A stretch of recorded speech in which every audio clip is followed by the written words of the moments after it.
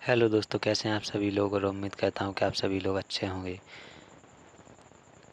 तो आज जो क्लास होने वाली है आपके यहाँ पर होने वाली है भूगोल की। और यहाँ पर जो क्लास होने वाली है वह आरआरबी एनटीपीसी ग्रुप डी और एएलपी टेक्नीशियन एसएससी जीडी सभी के लिए, सभी एग्ज़ाम को ध्यान में रखते हुए यह क्लास बनाई जा रही है आपकी, जो आपके लिए अत्यंत महत्वपूर्ण होने वाली है। तो अगर आप भी सरकारी नौकरी की तैयारी कर रहे हैं तो आप इस क्लास को देखना बिल्कुल भी ना भूलें। तो चलते हैं आगे की ओर। यहाँ पर आप देख सकते हैं, यहाँ पर भारत की स्थिति दर्शाई गई है आपको। तो यहाँ पर भारत एशिया महाद्वीप का भाग है, आपको देखने को मिल रहा है। भारत एशिया महाद्वीप का भाग है। भारत उत्तरी गोलार्ध में स्थित है। तो आपसे पूछें अगर कि भारत की स्थिति क्या है, तो आप बताएंगे कि आपके यहाँ पर उत्तरी गोलार्ध में स्थित है। और यहाँ पर भारत एशिया महाद्वीप में स्थित है, तो आपको यहाँ पर ध्यान रखना है। चलते हैं। तो आप यहाँ पर देख सकते हैं सभी लोग, यहाँ पर आपका लिखा गया है भारत की सीमा को स्पर्श करने वाले देश। तो आपके यहाँ पर जो भारत की सीमा को स्पर्श करने वाले देश होने वाले हैं, तो आप यहाँ पर देख सकते हैं। तो आपको यहाँ पर ट्रिक भी बताई गई है। तो बचपन में MBA जिसमें बा से बांग्लादेश और चा से चीन और पा से पाकिस्तान, ना से नेपाल, एम से म्यांमार और बी से भूटान यहाँ पर होने वाला है आपका सही उत्तर। बचपन में MBA भारत को स्पर्श करने वाले देश। तो भारत को जो देश स्पर्श करते हैं वह यहाँ पर दिए गए हैं आपको। इस ट्रिक के माध्यम से आप इन देशों को आसानी से याद कर सकते हैं और इनकी जो सीमा किलोमीटर में दी गई है, तो आप इसे भी देख सकते हैं। बांग्लादेश की जो सीमा होने वाली है यहाँ पर 40-96 किलोमीटर, चीन की 34-88 किलोमीटर, पाकिस्तान की 33 किलोमीटर, नेपाल की 1751 किलोमीटर, म्यांमार की 1643 किलोमीटर आपके यहाँ पर सीमा रहने वाली है। बात करते हैं आपके यहाँ पर भूटान के बारे में। 20 से भूटान हो जाता है आपका यहाँ पर। तो यहाँ पर सीमा जो होने वाली है भूटान की 699 होने वाली है। और यहाँ पर ये अफ़गानिस्तान के बारे में बात करें तो आपके यहाँ पर अफ़गानिस्तान की सबसे कम सीमा होने वाली है, आपके यहाँ पर 106 होने वाली है। तो आपको उसका विशेष ध्यान रखना है। यहाँ पर ट्रिक एक बार फिर दी गई है आपको, यहाँ पर बचपन में MBA। तो इन छोटी छोटी ट्रिकों के माध्यम से आप इन्हें आसानी से याद कर सकते हैं और अपने पेपर में अच्छा स्कोर कर सकते हैं। यहाँ पर बात करते हैं आपके यहाँ पर मैकमोहन रेखा के बारे में। तो यहाँ पर जो मैकमोहन रेखा आपको दी गई है, भारत चीन के मध्य आपके यहाँ पर मैकमोहन रेखा देखने को मिलती है आपको। अगली रेखा है रेड क्लिफ रेखा, भारत पाकिस्तान के बीच। तो भारत और पाकिस्तान के बीच अगर आपसे पूछे तो कौन सी रेखा होने वाली है आपके यहाँ पर, रेड क्लिफ रेखा। तो आपको इसका विशेष ध्यान रखना है। और भारत चीन के बारे में, भारत और चीन के बीच पूछें आपसे रेखा, तो यहाँ पर जो मैकमोहन रेखा होने वाली है, तो आपके यहाँ पर मैकमोहन रेखा सही हो जाएगी भारत और चीन के बीच। और बात करते हैं आपके यहाँ पर डुरंड रेखा के बारे में। तो यहाँ पर जो आपके यहाँ पर डुरंड रेखा होने वाली है, तो भारत अफ़गानिस्तान के बीच होने वाली है। पाकिस्तान अफ़गानिस्तान के बीच यहाँ पर आपको देखने को मिलती है। कौन सी रेखा, डुरंड रेखा। तो डुरंड रेखा एक आपको भारत अफ़गानिस्तान के बीच में देखने को मिलती है और यहाँ पर पाकिस्तान अफ़गानिस्तान के बीच में आपको यहाँ पर देखने को मिल जाती है। तो आपको इसका विशेष ध्यान रखना है। चलते हैं आगे की ओर। यहाँ पर अगला जो टॉपिक है हमारा, भारत का क्षेत्रफल के अनुसार 7वां स्थान है। तो आपको यहाँ पर ईजिली बताया गया है कि यहाँ पर भारत का क्षेत्रफल के अनुसार कितनावां स्थान है। तो यहाँ पर 7वां स्थान आपको दिया गया है। तो इसकी भी एक ट्रिक होने वाली है। क्या होने वाली है, रुक चीन अब भारत आया। क्या, रुक चीन अब भारत आया। तो यहाँ पर इसकी ट्रिक होने वाली है। तो क्षेत्रफल के अनुसार 7वां राज्य भारत हो जाता है। तो यहाँ पर क्षेत्रफल के अनुसार आपको यहाँ पर देश आपको यहाँ पर दिए गए हैं। तो आप यहाँ पर देख सकते हैं, पहला है हमारा रूस, दूसरा कनाडा, तीसरा USA, चौथा चीन और ब्राज़ील। आपको यहाँ पर देखने को मिल जाता है। और इस ट्रिक के माध्यम से आप इन्हें याद कर सकते हैं। रुक चीन अब भारत आया, रू से रूस, का से कनाडा और यूएसए, चीन तो यहाँ पर चीन ही दिया गया है आपका यहाँ पर। अब ब्राज़ील, और यहाँ पर बात करते हैं आप यहाँ पर ऑस्ट्रेलिया के बारे में। और फिर आपका यहाँ पर देखने को मिल जाता है आपको यहाँ पर 7वां स्थान जो है क्षेत्रफल के अनुसार वह आपका यहाँ पर भारत रहने वाला है। और यहाँ पर बात करें यहाँ पर भारत के भौगोलिक विस्तार के बारे में, तो भारत का भौगोलिक विस्तार, तो यहाँ पर आप देख सकते हैं जो भारत का भौगोलिक विस्तार होने वाला है यहाँ पर भारत का भौगोलिक विस्तार या क्षेत्रफल 32,87,263 वर्ग किलोमीटर यहाँ पर रहने वाला है। कितना? 32,87,263 किलोमीटर।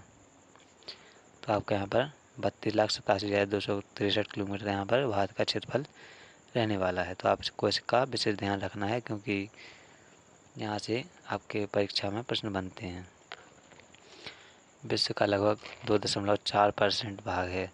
आपसे यह भी पूछा जा सकता है परीक्षा में कि आपके यहाँ पर भारत का विश्व की क्षेत्रफल से कितना भाग है, तो यहाँ पर आप देख सकते हैं 2.4% भाग, यहाँ पर 2.4% भाग में यहाँ पर भारत फैला हुआ है पूरे विश्व के आंकड़े के हिसाब से। तो यहाँ पर भारत में क्षेत्रफल के अनुसार सबसे बड़े राज्य, तो भारत में क्षेत्रफल के अनुसार सबसे बड़े राज्य आपके यहाँ पर कौन से होने वाले हैं, तो इसकी भी एक आपको यहाँ पर ट्रिक दी गई है। तो जितनी भी ट्रिक बनने वाली हैं, तो आप इन्हें ट्रिकों को आसानी से याद कर लें, जिससे आपको यहाँ पर सभी चीज़ें आसान हो जाएं आपके लिए। तो यहाँ पर राम महान हैं आप, तो यहाँ पर रा से राजस्थान, माँ से मध्य प्रदेश, और फिर यहाँ पर दूसरा माँ आया है आपका यहाँ पर महान में, तो यहाँ पर हो जाता है आपका महाराष्ट्र। चलते हैं आगे की ओर। तो यह 3 क्षेत्रफल के अनुसार सबसे बड़े राज्य आपके यहाँ पर होने वाले हैं, राजस्थान, मध्य प्रदेश, महाराष्ट्र। और यहाँ पर आपकी ट्रिक दी गई है राम आप महान हैं, तो इसको आपको ध्यान रखना है। बात करते हैं यहाँ पर जनसंख्या के अनुसार। तो यहाँ पर जनसंख्या के अनुसार जो 2011 के अनुसार जो आंकड़े बताते हैं 2011 के, तो यहाँ पर भारत जो है दूसरे स्थान पर है। तो यहाँ पर देख सकते हैं 2011 की जनगणना के अनुसार 1,21,08,54,977 जनसंख्या यहाँ पर देखने को मिल जाती है। यहाँ पर विश्व की लगभग 17.5% जनसंख्या जो अकेली है वह भारत में यहाँ पर देखने को मिल जाती है आपको 2023 यूएन के अनुसार। और जो है 2023 के आंकड़े हैं वर्तमान के, तो यहाँ पर आप देख सकते हैं भारत नंबर 1 रैंक पे यहाँ पर दिखाया गया है, दर्शाया गया आपको। 2023 में दर्शाया गया था, अभी 2024 चल रही है।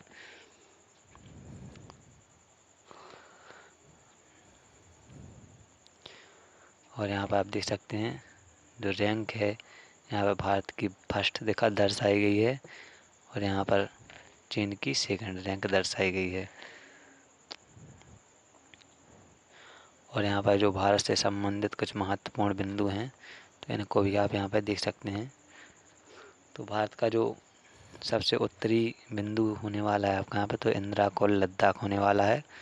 और यहाँ पर जो दक्षिण बिंदु होने वाला है कन्याकुमारी केप कमेरन होने वाला है आपका यहाँ पर। और यहाँ पर पूर्व में आपको यहाँ पर तिब्बत अरुणाचल प्रदेश देखने को मिल जाता है, और गुजरात में आपका यहाँ पर ग्वार मोती देखने को मिल जाता है। तो आपको इनका भी विशेष ध्यान रखना है, यहाँ से भी आपके यहाँ पर क्वेश्चन पूछ लिए जाते हैं। तो भारत से संबंधित बिंदु, तो यहाँ पर देख सकते हैं उत्तर में आपके यहाँ पर इंदिरा कोल लद्दाख, और यहाँ पर दक्षिण में आपके कन्याकुमारी केप कमोरन अंतरीप, और यहाँ पर देख सकते हैं आप तिब्बत अरुणाचल प्रदेश, और यहाँ पर ग्वार मोती गुजरात आपको यहाँ पर देखने को मिल जाता है ईजिली।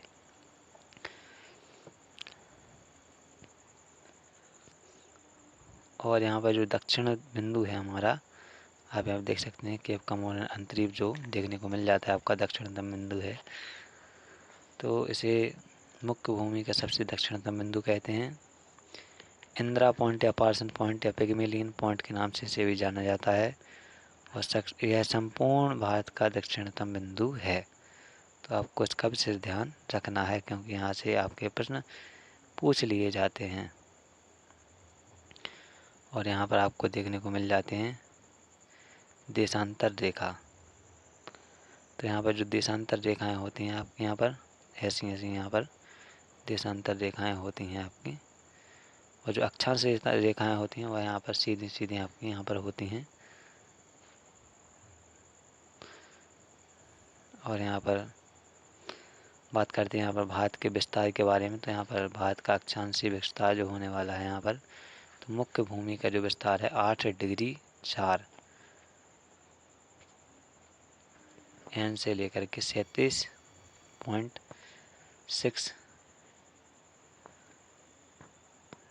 डिग्री 6 नॉर्थ यहाँ पर रहने वाला है। और जो संपूर्ण भारत का अक्षांशीय विस्तार होने वाला है तो 6 डिग्री 45 नॉर्थ से लेकर के 37 डिग्री 6 नॉर्थ यहाँ पर रहने वाला है।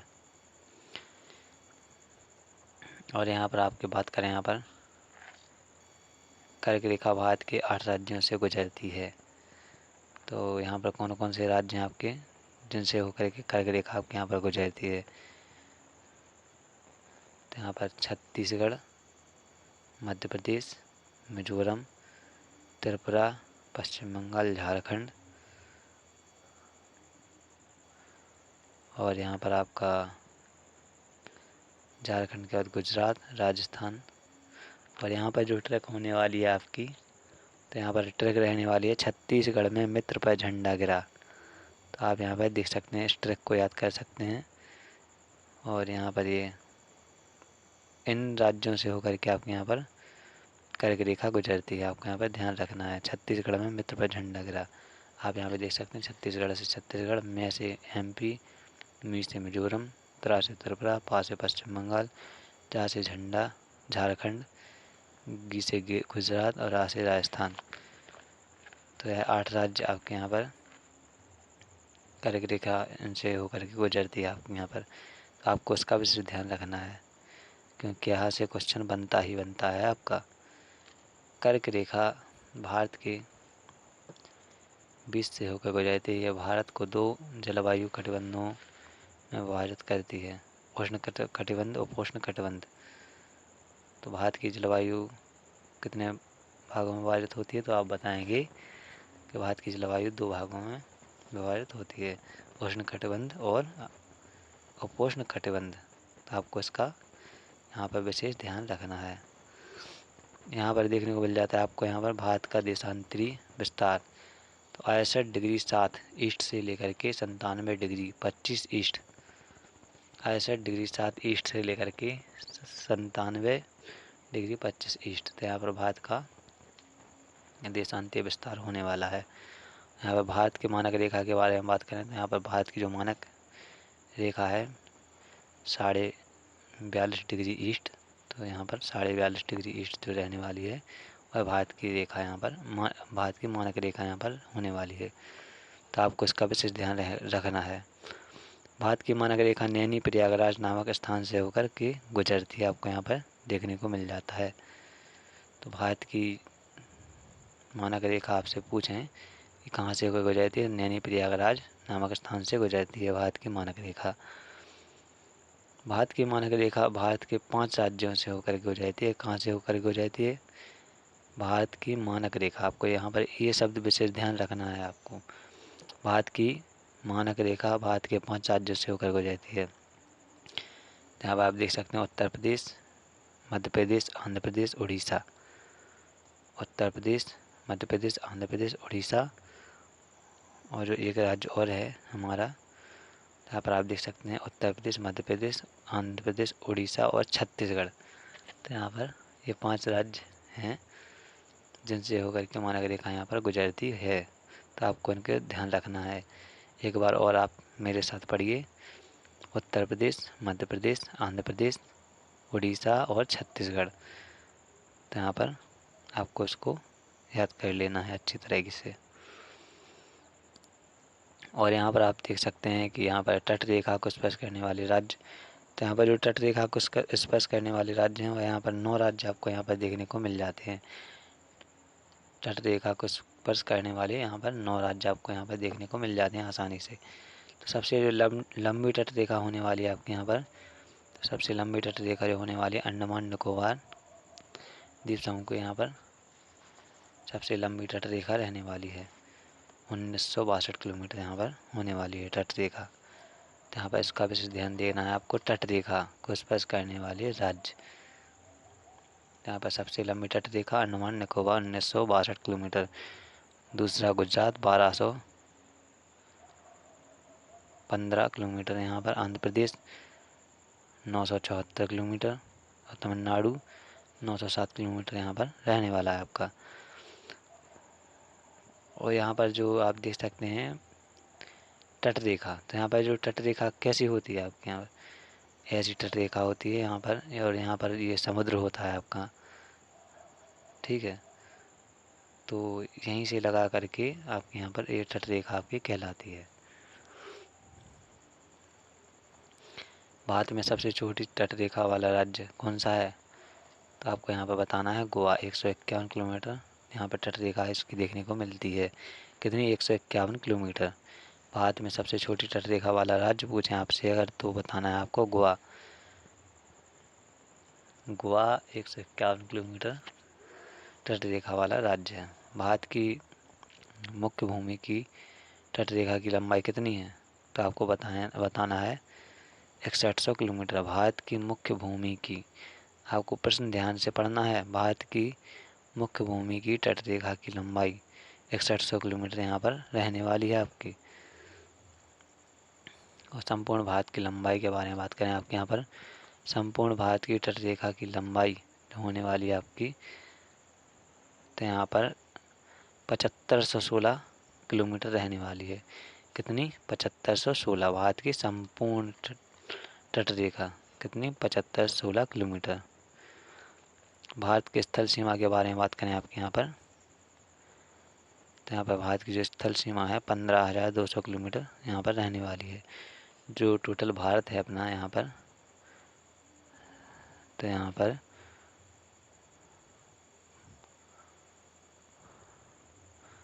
15,200 किलोमीटर यहाँ पर रहने वाली है। और जो भारत की कुल सीमा रेखा की लंबाई है, कुल जो है भारत की सीमा रेखा की लंबाई, तो 22,716 यहाँ पर रहने वाली है आपकी। तो इसका आपको विशेष ध्यान रखना है, क्योंकि यहाँ से आपके सभी परीक्षाओं में प्रश्न बनते हैं। तो आज मैंने आपको करा दिए हैं तट रेखाएँ और उनकी लंबाई, और अगला टॉपिक मैं अगली वीडियो में लेकर के आऊँगा। और अगर आपने अभी तक चैनल को सब्सक्राइब नहीं किया है, तो कृपया भाई सभी से अनुरोध है कि चैनल को सब्सक्राइब जरूर कर लें, जिससे नई नई इसी प्रकार की नॉलेजेबल जीके जो कि आपको यहाँ पर क्लास में ही याद हो जाएगी। तो आपको इसके लिए चैनल को सब्सक्राइब जरूर कर लेना है और अपने सभी दोस्तों तक शेयर करना है। चलते हैं, मिलते हैं अगली वीडियो में, तब तक के लिए धन्यवाद। जय हिंद, जय भारत साथियों।